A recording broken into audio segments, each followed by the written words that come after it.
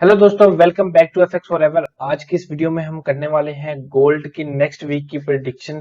Gold next week में हमें क्या मूव दिखा सकता है, बाय जा सकता है या मजीद सेल जा सकता है।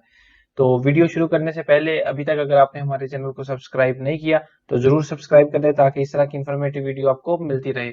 तो चलते हैं सबसे पहले फॉरेक्स फैक्ट्री के ऊपर और देखते हैं कि नेक्स्ट वीक के लिए हमारे पास ऐसा क्या डाटा है जो गोल्ड या बीटीसी को इम्पेक्ट कर सकता है। तो इसमें सबसे पहले हमारे पास है आईएसएम मैन्युफैक्चरिंग पीएमआई का डाटा।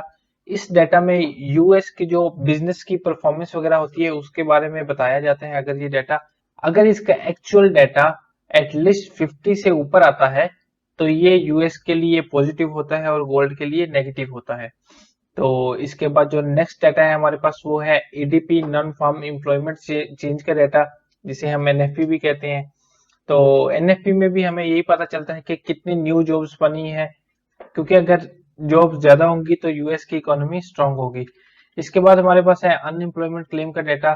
तो इसमें भी जैसा कि आपको नाम से ही पता चल जाता है कि इस डाटा में हमें क्या पता चलता है। इस डाटा में हमें यूएस में जो अनएम्प्लॉयमेंट क्लेम होता है उसके बारे में पता चलता है। अगर इसका डाटा फोरकास्ट से कम आता है तो ये यूएस के लिए पॉजिटिव होता है।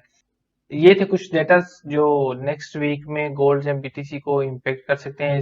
इसके अलावा सैटरडे को फेड चेयर की स्पीक है, तो उसको अभी हम इंशाल्लाह नेक्स्ट वीक में कवर करेंगे।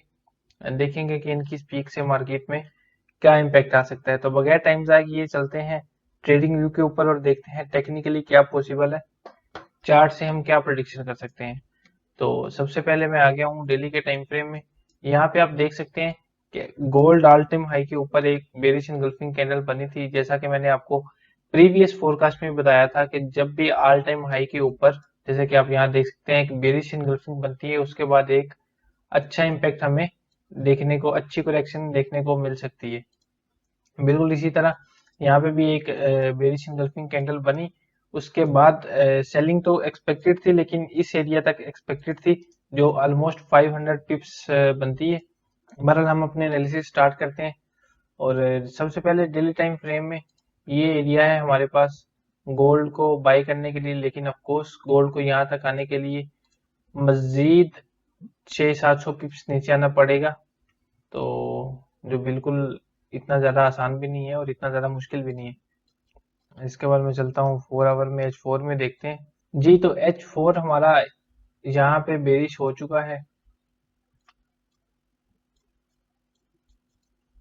जो हमारे पास बाई का लेवल था वहां से भी, जो लास्ट वीक में भी हमने लेवल्स बताए थे, वहां से भी एवरी लेवल से कोई 100 पिप्स मार्केट मूव कर ही चुकी है। जैसे ये देख लें, लास्ट वीक भी आपको बताया था जिससे 2834 है, तो यहाँ से भी मार्केट कोई 250 पिप्स मूव कर चुकी है। तो सेलिंग के लिए जो हमारे पास लेवल्स बनते हैं उनको ड्रा कर लेते हैं। सबसे पहले तो हमारे पास H4 में बन जाएगा हमारा SPR। इसको मैं रेड भी कर देता हूँ ताकि आपको कंफ्यूजन भी ना हो और लिख भी देता हूँ। इसके अलावा H4 में जो हमारे पास सेलिंग का एरिया बन रहा है वो ये वाला है। अच्छा, जो बाई करने के लिए हमारा लेवल बन रहा है मैं वो भी मार्क कर देता हूँ।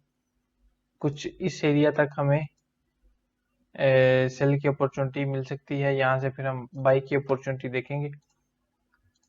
अगर इसकी मैं वैल्यू की बात करूं तो इसकी वैल्यू है 2782 से लेके 2772। H1 में देखते हैं कि क्या पॉसिबल है, हम गोल्ड को कहाँ से सेल कर सकते हैं। क्योंकि ये जो जोन है ये बहुत बड़ा जोन है, 200 पिप्स का जोन है। तो यहाँ से ऑफ कोर्स हम सेलिंग नहीं करेंगे। हम यही देखेंगे कि हमें इसी एरिया के करीब कोई सेलिंग का मजीद लेवल मिल जाए। जैसे कि हमारे पास H1 में ये लेवल बन रहा है सेलिंग के लिए। अगर जिसकी मैं वैल्यू आपको बताऊं तो 2867 से लेके 2872 ये इसकी वैल्यू है। और इसी का अगर मैं आपको ए प्लस एरिया बताऊं तो वो ये वाला है। इसकी अगर मैं आपको वैल्यू बताऊं तो इसकी वैल्यू है 2885 से लेके 2887।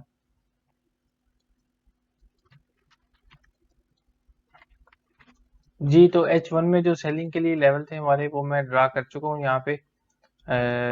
अगर मैं वैल्यू की बात करूँ तो इसकी वैल्यू है 2867 से लेके 2872, और इसी का अगर मैं आपको ए प्लस बताऊँ तो वो है 2885 से लेके 2886। ये इसकी वैल्यू है जो H1 में भी हमारे पास सेलिंग के लेवल है। और यहाँ पे H1 में हमारे पास बाय का एक और लेवल है, मैं वो भी ड्रा कर देता हूँ यहाँ पे। इसकी अगर मैं आपको वैल्यू की बात बताऊं तो इसकी वैल्यू है 2812 से लेके 2807।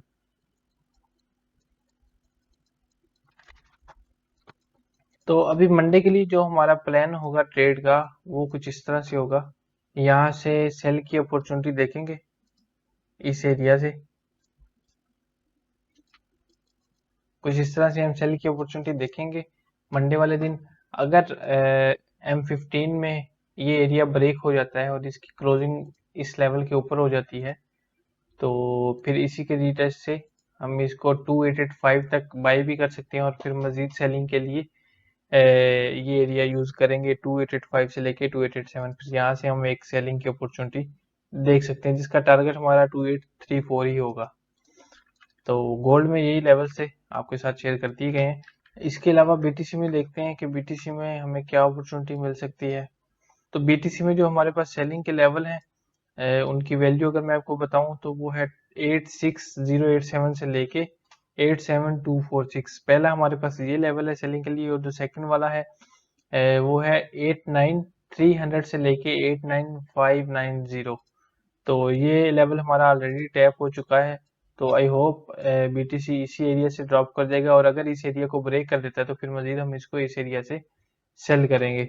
ये हमारा होगा नेक्स्ट वीक के लिए बीटीसी में टारगेट। यहाँ पे लेवल्स मैंने ऑलरेडी ड्रा किए हुए थे ताकि आप लोगों का टाइम भी ज़ाया ना हो और वीडियो शॉर्ट से शॉर्ट बने। तो वीडियो अच्छी लगी लाइक और शेयर ज़रूर कीजिएगा, और अपने दोस्तों के साथ ज़रूर शेयर कीजिएगा। उसकी वजह ये है कि इस मार्केट में बहुत सारे लोग लॉस करते हैं, तो अगर आप किसी को वीडियो शेयर कर देंगे तो उसके लॉस में भी कमी हो जाएगी। इसके अलावा हमारा व्हाट्सएप चैनल है जहाँ पे हम डेली बेसिस पे ट्रेड के सेटअप भी प्रोवाइड करते हैं और सिग्नल्स भी प्रोवाइड करते हैं, और बाद में उनके रिजल्ट भी आप लोगों के साथ शेयर करते हैं। तो अगर आप भी इस चैनल का हिस्सा बनना चाहते हैं तो लिंक आपको डिस्क्रिप्शन में मिल जाएगा। वीडियो अच्छी लगी तो लाइक जरूर कीजिएगा और चैनल को सब्सक्राइब जरूर कीजिएगा। मिलते हैं नेक्स्ट वीडियो में, तब तक अल्लाह हाफिज।